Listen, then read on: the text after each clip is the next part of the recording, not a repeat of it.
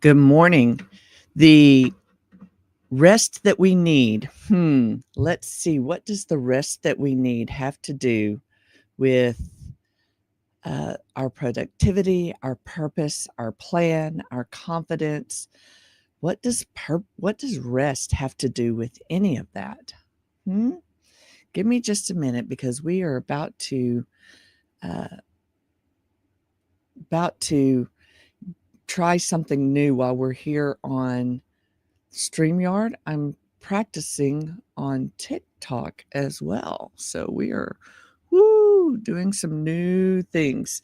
So um yeah, apparently I'm going to have to do some other work with that. So we're not going to go live on TikTok today. We will do that tomorrow. But today is Matthew 11:28. Come to me, all of you who are weary and burdened. I will give you rest. We've talked about several different topics this week that are heavy topics: resilience, confidence, purpose. But all of those are not possible without rest. It says on the seventh day, they rested. On the seventh day, God rested. He, from the beginning of time, He put it into our system that we are to rest. And yet we don't. So many of us are so busy, not even productive, just busy, that we don't take the time to get the big words are tough this morning. Revitalization, renewal, rejuvenation. We don't get any of that because we don't slow down. What I needed to do this morning, just slow down for a second and take in what I'm thinking about and speaking to you about this morning, because I got excited about this. And you know how it is when you get excited about something, you start running at the mouth and you start blah, blah, blah, blah, blah, blah, blah, and you need to take a breath. You need to get centered. You need to get focused. You need to figure out what the purpose and the plan is for what you're talking about. And Tim Kreider is the writer of the book The Busy Trap, and he wrote an article that said, idleness is not just a vacation, an indulgence, or a vice. It is indispensable to the brain as vitamin D is to the body. So let's read that again. Idleness is not just a vacation, an indulgence, or a vice. It is as indispensable to the brain as vitamin D is to the body. And deprived of it, we suffer a mental affliction as disfiguring as rickets. And rickets was a painful, painful disease. And then another friend of mine wrote a book. It's called Addicted to Busy: Recovery for the Rushed Soul. And he's Pastor Brady Boyd, a pastor of New Life Church in Colorado Springs. He said, resting from people's expectations of me, I was able to respond with maturity and grace. What does it look like to rest from people's expectations of you? Is other people's expectations the reason you're running on empty?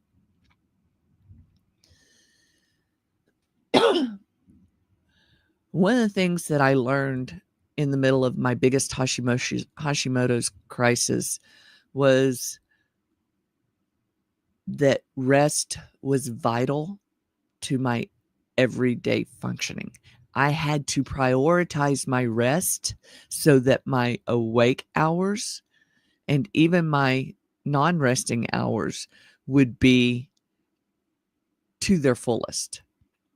Because what had happened was I had not paid attention to my trauma. I had not slowed down in decades, and my body shut down on me. It slowed me down. It was like, that's it, you're done. And once I started prioritizing my rest, my ability to have connection with the things that I love to do and prioritize my time really just opened up a whole new world to me. And there were people that I lost along the way because they didn't understand the fact that I was prioritizing my rest. They didn't understand the fact that the rest is what I needed for my body to be able to go on. I have to take certain supplements every day. I have to follow a strict regimen for my health, all of that. And I am dedicated to that because that helps me show up well in the places that I arrive at.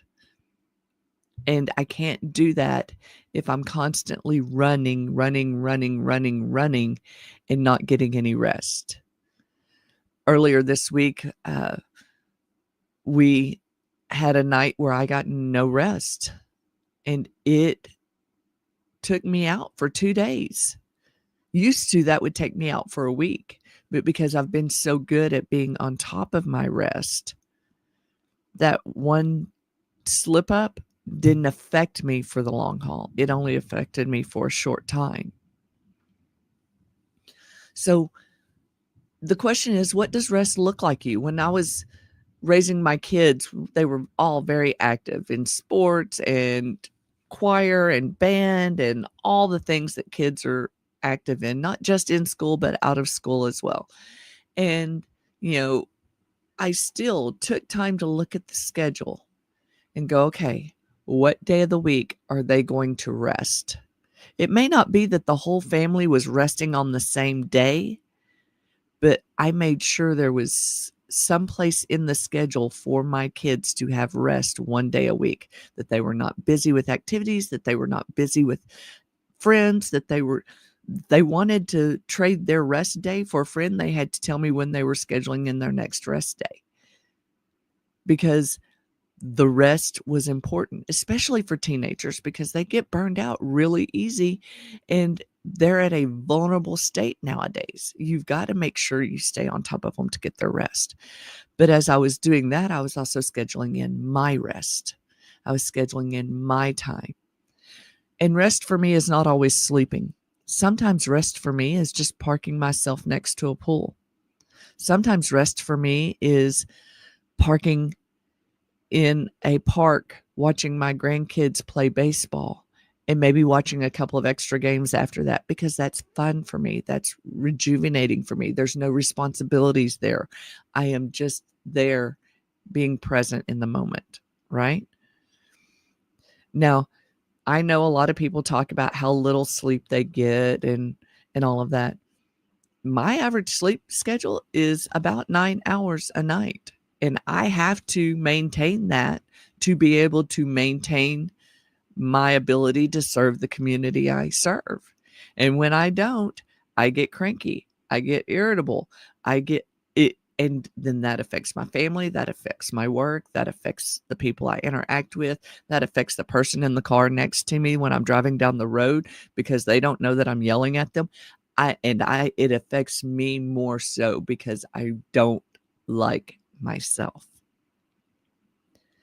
And so that whole purpose of God teaching us to slow down and rest. I mean, from the very beginning of the Bible, he talks about rest.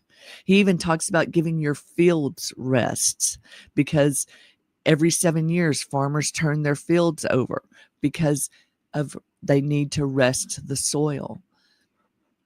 So we have to be aware of what we are focusing on. Jesus didn't invite us to be hustlers. He didn't invite us to be running on empty at all times. Jesus rested. Even on his way to the cross, he rested. So he invites us to come in, to rest in him, because he knows the importance of filling up so that we can pour out.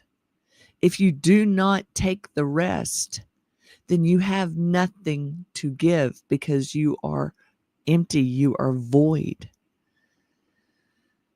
And let me tell you, there's a lie I have believed for years about rest. I get anxiety around rest, and it's something I've worked on for a long time because I was called lazy for so long. But what I'm beginning to realize is while I may have been lazy at times, I am not a lazy person by any means. I have a strong work ethic. I have a strong desire to uh, be purposeful and community driven and show up well for my family and my community. And but that word lazy hung over me like a like a fire blanket, like it was snuffing out my life, because every time I laid down or every time I tried to get rest, that word lazy would pop up, and I would be anxious that, oh my God, somebody's going to come in, see me resting, and I'm going to let somebody down and they're going to be mad at me. And I shouldn't be living up to anybody else's expectation. I should only be living up to the expectation God has put on me. So yeah, things may get done in a slower pace at times because I have to slow down and rest, but they get done more efficiently. They get done with clarity of brain.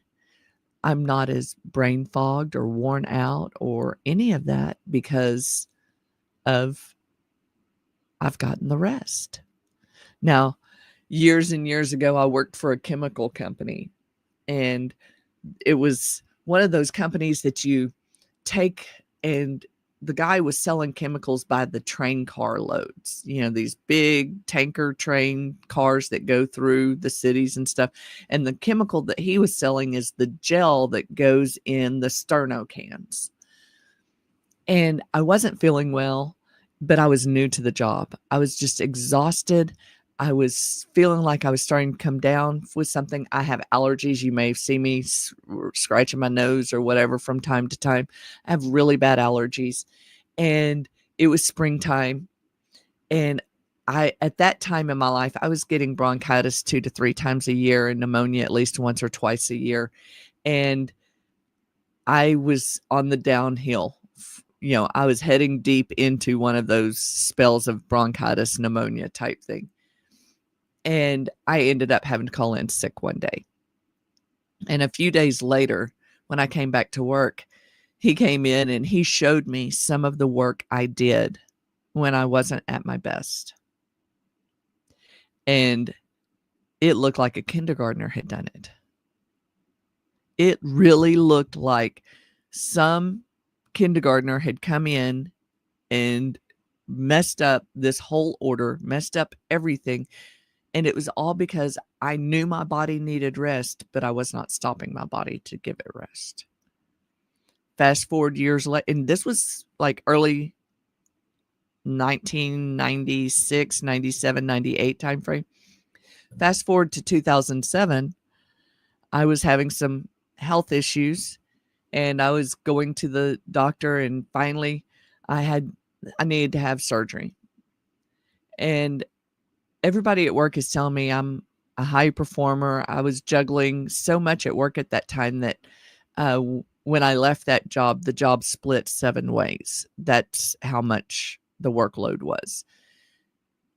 And to 7 ways to 7 full-time employees. So, but before that, I was having these health issues, and I worked with my boss. I finally got the time off to have the surgery. And I'll tell you, I woke up after having that surgery and I felt like I could run a marathon because I had let my body run down so bad. The 6 weeks was a cakewalk for me. I didn't overdo it. I listened to my doctor. I did all my stuff. It's a cakewalk for me. But when I went back to work after that 6 weeks, after that surgery, and I'm working, I'd been at work for a week, my boss pulled me into the office and he was like, I just thought you were a high performer before. He goes, you've gotten more done in this week than anybody's gotten done in the 6 weeks you've been off. He goes, I can't believe this. He goes, and you're sharper, you're more joyful, And I'm like, yeah, I got some rest. Because up until my surgery, I was working from like 7 o'clock in the morning to 7 o'clock at night and taking work home with me. And I wasn't being obedient to God. I wasn't resting my body. And therefore, the work I was producing was subpar to what my talents should have allowed. So you may be producing well right now. You may be doing a great job right now at what you're doing, but is it your best? Is it the very best? Because if you're stewarding your time and your talents to God, you should be giving it your best, your all, everything you have. And that includes your rest. So just a reminder, today's verse is Matthew 11:28. Come to me, all who are weary and burdened, and I will give you rest. My friend Danielle said it best yesterday in our mastermind call, is our work, our provision for our family should not be a burden. The burden should be light. It should be easy, as long as we are balancing ourselves with God's desire for our lives too. So our challenge questions today is, where are you running on empty? What would it look like to actually rest today, mind, body, and soul? And what lie are you believing about your worth and your rest? For me, it was that I was lazy if I was resting. If I was resting, I was lazy. And no, if I was resting, I was recharging so I could show up well. It's how I had to reframe that. So whatever the lie is, find a way to reframe it and step boldly, confidently, with resilience into your purpose, because that's what we've been talking about this week. And tomorrow we've got another fun word we're going to be talking about. We're going to be talking about discipline. Yeah, I know y'all are all waiting for that word. Everybody loves the word discipline, right? Well, we're going to have a fun little take on the word discipline tomorrow. And I look forward to our time together tomorrow. So until then, I don't know if it's raining where you're at, but it's raining where I'm at. And I'm going to go ahead and end the day with a blessing of rest for all of you that are watching the live and the replay. Have a great day. Bye now.